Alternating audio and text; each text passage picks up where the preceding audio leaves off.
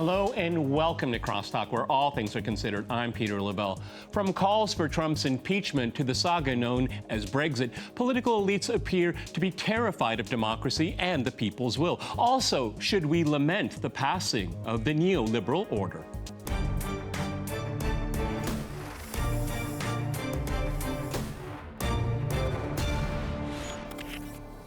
Cross-talking some real news. I'm joined by my guest, Robert Bridge. He is a RT website writer. We also have Dmitry Babich. He is a political analyst and editor at InnosMe Internet Media Project. And in London, we cross to Marcus Papadopoulos. He is the editor of Politics First magazine. All right, gentlemen, crosstalk rules in effect. That means you can jump in anytime you want, and I always appreciate it. As usual, I'll go to our guest in London. Marcus, I'm glad you're joining us today. Look, I mentioned in my introduction the impeachment proceedings that are starting against Trump and talking about Brexit. But there's one theme that kind of ties them together, and it is my sense that these political elites across the Atlantic and in the UK, they really want the status quo to be maintained. They don't want to lose power, and they are terrified of the people's will. They want to undo a referendum in the UK, and they want to oust a legitimately elected president of the United States by extremely dubious means as we speak. Marcus, your thoughts? Well, first of all, Peter, we must be clear that the American and British establishments are comprised of conservatives and liberals, and they are as repulsive as each other, and they are as dangerous to international peace and stability as each other. And it is abundantly clear that the liberal element in America and the liberal element in Britain is refusing to accept the will of the people. Yep. In America, we have a democratically elected president. Mr. Trump won the 2016 presidential election fairly and squarely, yet the liberal element in the American establishment is doing everything within its powers to try and bring him down. If we cross over to Britain, the liberal element in the British establishment is doing everything that it possibly can to try and derail Brexit, and now to try and bring down Boris Johnson. That is a terrible, terrible threat to democracy in both America and Britain. But there's another point, Peter, and we have to also recognize this. Donald Trump and Boris Johnson are part of the American and British establishments, yep, they respectively. Donald Trump, in his election campaign 3 years ago, pledged that he wanted to drain the swamp. Well, excuse me, how long was Donald Trump swimming in that swamp for? In regard to Boris Johnson is really no different. He's acting no differently to how his predecessors acted. And in regard to Joe Biden and his alleged involvement, business involvement in Ukraine, Peter, I can quite easily believe that Joe Biden abused his position to move. Well, I certainly hope we'll find that out, because there's a lot of resistance to that, okay? Because he is the face of the quote-unquote establishment that wants to take on Trump, who is also part of the establishment here. It's about maintaining the status quo, Robert. And this is what they're afraid of. They're afraid of losing power. It's not about principles. It's not, in their mind, it's not about ideology, though Dmitry Babich would disagree with that, and we'll hear from him in a second. But it's about maintaining power. They preach democracy, but they don't practice it, and they're afraid of it. One thing I think you have to remember is the context here, though. What's happening in Washington, D.C. right now is that in May, Donald Trump appointed Barr. Marcus says that they're not trying to drain the swamp. I would disagree to a point. It hasn't happened yet. It might not happen. He might be right. But in May of 2019, Trump appointed Bill Barr and John Durham to essentially drain the swamp, okay? They're going after Hillary Clinton. They're going after the top guns in the Democratic Party. Hope. Well, we hope, Robert. We keep hearing about it. We keep hearing about it, and it's the news is out there. I mean, actually, it's not out there. You never read about it in the mainstream media. And I think a lot of Americans would be surprised to know that the Democrats are actually under investigation. There's a huge, and now it's interesting. If you Google the name Bill Barr, what do you come up with? He's implicated in this whistleblowing scandal. Okay, but don't you think, Robert? I didn't want to go directly into Ukraine so quickly, but since we're there, don't you think this call for an impeachment is a distraction from the IG report and the origins of Russiagate? Because I think it is. I think they're preempted. It's a huge. It's just all right. like Let's hold on to yeah. Ukraine-gate here. Yes. The crown prince of Western liberal ideology as a critic. Go ahead, Dima. Well, the point is that Mr. Biden is rightly accused of corruption, because what happened was that he did not just fire that prosecutor. The way he did it. No, he demanded. He didn't fire him. He demanded that he be fired. How did it happen? He sat in the president's chair. Then he addressed the Ukrainian parliament saying, in 6 hours, my plane is leaving. In 6 hours, I want this guy out, And the parliament and the government, ousted Viktor Shokin simply because Biden wanted that. Whether Mr. Shokin was corrupt or not, it's a big question. Again, Shokin was appointed by this new government, which came to power via a violent coup, with the support of the United States and the European Union. And this new government unleashed a civil war. And what makes me especially angry is what are the Democrats angry about? Trump didn't send on time the weapons, the sniper rifles. The anti-tank missiles. Well, let's be very clear here. During this conversation, this famous conversation right now, the president of Ukraine did not know that Trump had second thoughts about transferring that money for arms. Yeah, Zelensky thanked Trump for sending the weapons. So it was not so important for Zelensky whether the weapons arrived on time. It was in July, So the Democrats accused Trump of not sending these weapons for 2 months. Well, what are these weapons? These weapons were supposed to be used to kill people who went to the same school, who watched the same television, who lived in the same country for at least 20, 30, 40 years of their lives. And the Democrats are just, infused about it. I was extremely disappointed by Rod Dreher, who wrote in the American Conservative that this money was actually supposed to help Ukrainians protect themselves. No, this money and these weapons were supposed to have people killing each other. I think Rod should stick to conservative ideology, because that's his good suit, not foreign policy. He just doesn't know anything about Ukraine if he writes it. Let's go back to Marcus. I mean, it's an obvious point here. Reading Western media about what's going on in Ukraine, they're blind, they're deaf, and because of both, they don't know what to say. I mean, it's really a tragedy. But I want to go back to this anti-democratic strain that we see in these elites here, because it seems to me, in the case of Brexit and in the case of the attempted impeachment of Donald Trump, they're destroying democratic institutions, because they're not going to be worth very much if they are so abused with the only aim is to gain power, and to gain power by means that are not democratic and short-circuiting democratic norms. Your thoughts, Marcus?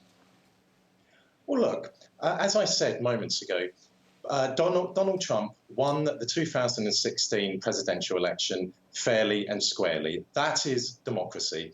People in Britain in June 2016 voted to leave the EU. That is not democracy by its classical definition, but nonetheless, that was the will of the power. And therefore, the Conservatives and the Liberals who constitute the American and British establishments should respect the will of the American people and of the British people. But then, Peter, since when has the American establishment and the British establishment been truly a beacon of democracy? They haven't, and they are not going to. They are as bad as each other. Well, if we're talking about Joe Biden and Ukraine, and I don't want to go back onto that subject, but Peter, if you were able to get Sheldon Adelson onto Crosstalk, and by using your penetrating analysis and penetrating questioning, you could be able to get details out of him about how Donald Trump, I suspect, strongly suspect, is abusing his presidential position to secure more business contracts for himself in Saudi Arabia and Israel. I would find that very easy to believe, and certainly people I've spoken to. And Marcus, I'm not going to disagree with you. If it can be proven that the President of the United States is abusing his power, show me the evidence and make it public and move forward here. But Robert, this is not what's happening here, because I think it's pretty obvious to say that Biden was up to something. Okay, I don't want to be libeled or sued or anything. He was up to something in Ukraine here. But the mainstream media doesn't really want to, they don't focus in on it now. I mean, Biden apparently did something in Ukraine, but it's Donald Trump's fault. That's the message. It almost makes me think that this, when I first heard about it, I thought to myself, this is a perfect way to get the media to talk about what Joe Biden and his son Hunter he's were doing he's a net loser in all of this, because they will scratch a little bit. Yeah, because now they have to talk about it. And if they go to impeachment, and this makes the Democrats look doubly desperate to go to this point. You think? Yeah, because I mean, to take it to this level where they're going to have to show and prove all these things about Hunter, how he got his money, not only from Ukraine, but from China. We're talking billions of dollars, reportedly. 1.5 billion, according to Giuliani. Jump in, 40 seconds, go. Well, just let me cite double standards here. In May, as we find out from the Washington Post, Senators Robert Menendez and Richard Durbin wrote a letter to Ukraine's Prosecutor General Yulia Lutsenko expressing concern at the closing of 4 investigations that they said were critical to the Mueller probe. So they can pressure the Ukrainian Prosecutor General not to shut down the cases. But so Democrats can demand investigations, but Republicans can't. Okay, that's why, and the media will back up that message. That's why I say ideology is important here, because the crux, the center of ultra-liberal ideology, these are the Democrats in the case of the United States. Hold that thought, Dima. We're going to go to a short break, and after that short break, we'll continue our discussion on some real news. Stay with our team.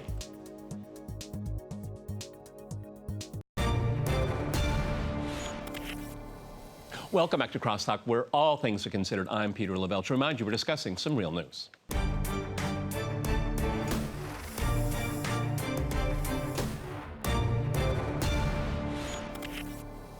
Okay, let's go back to London. We're going to change gears here. I want to talk about Russia's Foreign Minister, Sergei Lavrov. He addressed the General Assembly of the United Nations in New York.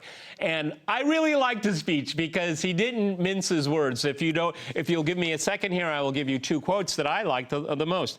Quote, "It's hard for the West to accept that its centuries-long domination is diminishing." Another sentence here. "The West has been increasingly forgetting about international law and more often dwell on rules-based order," whatever that means. Okay, Marcus, what's your major takeaway from that? Because it really was a salvo across the West's bow about how the world is being run or not being run very well. Go ahead, Marcus, in London.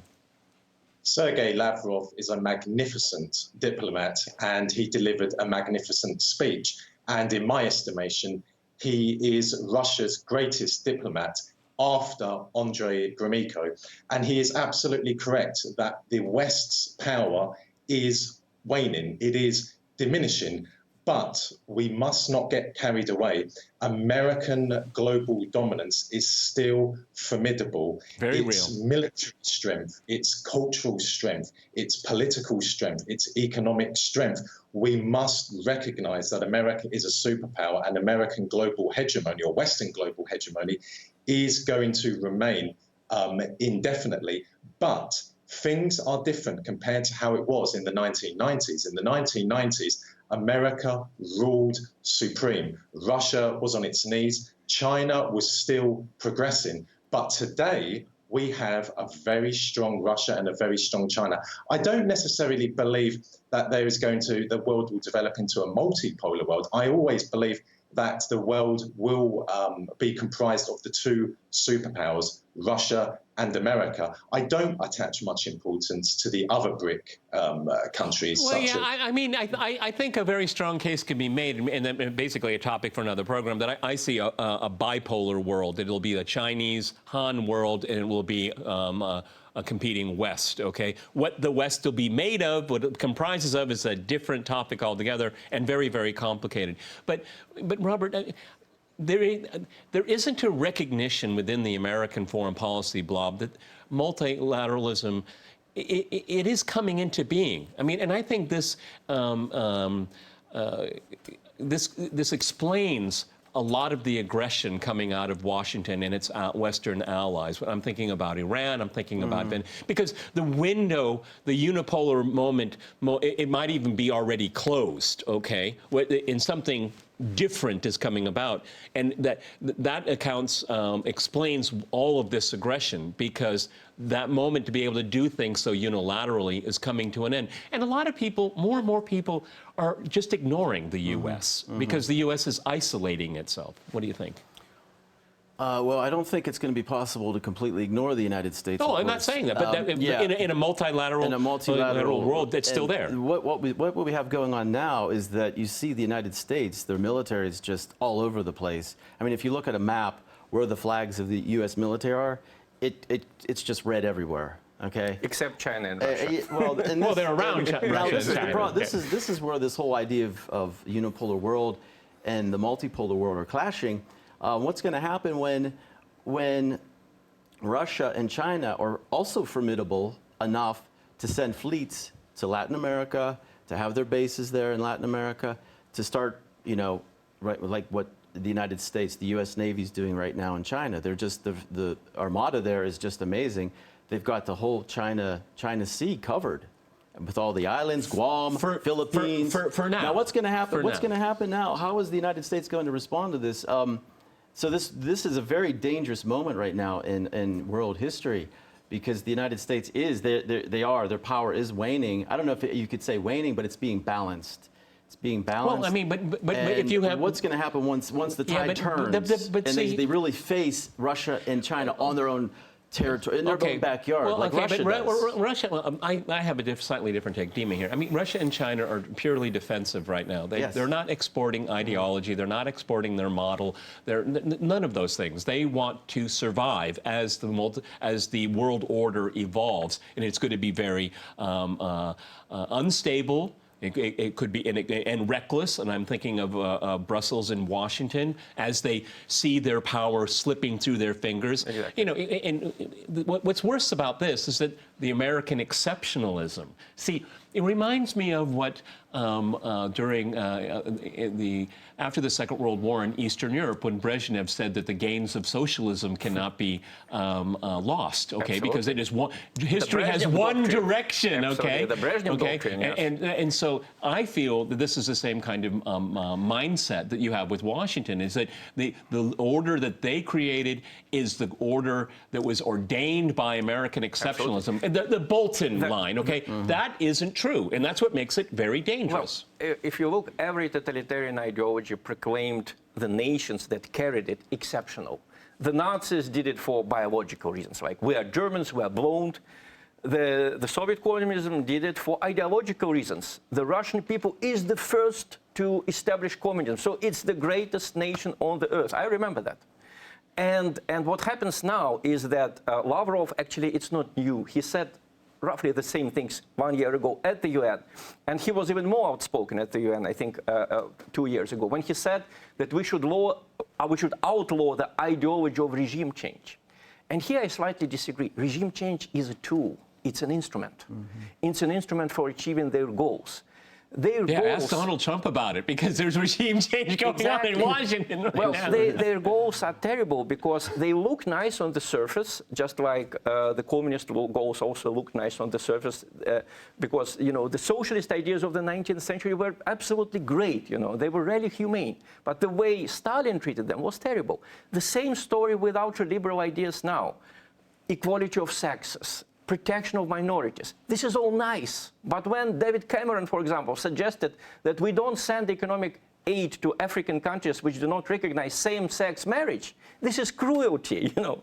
This is a good idea turned on its head, basically, you know, protecting minorities at the expense of the people. No, but it's not about that. It's about hegemony. Also, That's what it's about. also about hegemony. It's about, no, it's not But about I will values. just- It's about power. It's always about I power. think- very quickly end here, you know.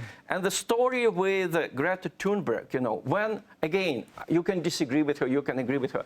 A person on Fox News who said that she was sick and people who sent her there were basically using for their means a sick child, you can disagree with that person or you can agree. But it was publicly announced that he won't be allowed to speak on television, you know, that they won't invite him anymore. And that was terrible because people should be able to express any thoughts that they have, except the really radical That young ones. lady is a topic of a very specific program. Go ahead. You want to jump in? Go ahead. Okay, this is going off a bit, but I think when we really see an ideological face down, it's going to be at the next Olympics. This is my prediction, okay? In Tokyo. An American transgender woman is going to go compete against a Russian guy, okay, or man. It's get a bit confusing. And the American's going to win, or the Russian will win, whatever. If Russians are allowed to be there, they're already questioning that. This is another part of the ideological war that we really need to talk about and think about. This whole idea of, I mean, for example, transgender. This is something that is just unheard of in this part of the world. Absolutely. Okay, so and now the West is they're going to start portraying Russia as being cruel. They don't accept these people, and especially when it happens in the Olympics. Look what they said. I mean, this is just one side of the World Cup team. Remember, the World Cup team is too white, but then they didn't know all the different ethnic groups that were part of it. Just very quickly, you know, 5 seconds. Look how many derogatory terms they have invented: homophobes, misogynists, male chauvinists. That reminds me of communists and Nazis, for whom every opponent was a rightist deviationist, leftist deviationist, bourgeois individualist, bourgeois nationalist. They can't talk. They can't have a normal discussion. They must insult you before they pronounce their own opinion. And they can do that. They demean you, and then you're not worth engaging. Let me go back to Marcus here. This went in a different direction that I didn't expect here. I want to go back to Lavrov's speech. What I think is interesting is that a lot of smart people, people not in the mainstream, picked up on his speech, and Dima Babic is absolutely right. He's spoken about this before. But it doesn't get any traction whatsoever with the elites, does it? It's almost as if it didn't even happen. But if you really want to understand how the international order is changing, Lavrov is one you should listen to, I bet. Go ahead, Marcus. Well, the American elites and the British elites are, of course, not going to agree with what Sergei Lavrov said. Yeah. But in private, they are very alarmed by the growing power, influence, and confidence of both Russia and China. And that is why they are taking action at the moment to try and weaken both Moscow and Beijing. But on the other hand, the Americans and the British still remain confident. Peter, if we go back to 2007, most of Latin America had democratically elected left-wing governments which wanted to distance their countries from America. Now, look what has happened. The Americans have struck back. Most of Latin America is again pro-American. Today, Ukraine is, and this pains me to say, Peter, is in America's orbit. And as each day, as each week, as each month, as each year goes past, Ukraine, the birthplace of Russia, is integrating more and more in the West. Why do I say that, Peter? Because my argument is this: American global power and Western global dominance, hegemony, is formidable. It is so strong that it is frightening. Yes, we have Russia back. That is immensely important. Yes, China, which is soon celebrating 70 years of communism and has achieved extraordinary accomplishments, is strong. But we must never underestimate what America is capable of doing. Absolutely. They lost in Syria, but they are looking to strike back in the Middle East. We live in very dangerous times. Absolutely. Let me give Dima 15 seconds here. Go ahead. I agree with Marcus that this power is formidable, but it is also blind and stupid. And the story between Joe Biden and Trump has shown it. You know, they wanted this printout. They got it. And it was a can of worms, but it was a can of Ukrainian worms. They saw how Zelensky is basically leaking up to Trump. Oh, they yeah, saw I noticed corruption. That. Exactly. And all right. you know, On that the point, truth is our kissing weapon. up to Trump. That's how we end the program here. That's all the time we have. Many thanks to my guests here in Moscow and in London. And thanks to our viewers for watching us here at RT. See you next time. And remember, crosstalk rules.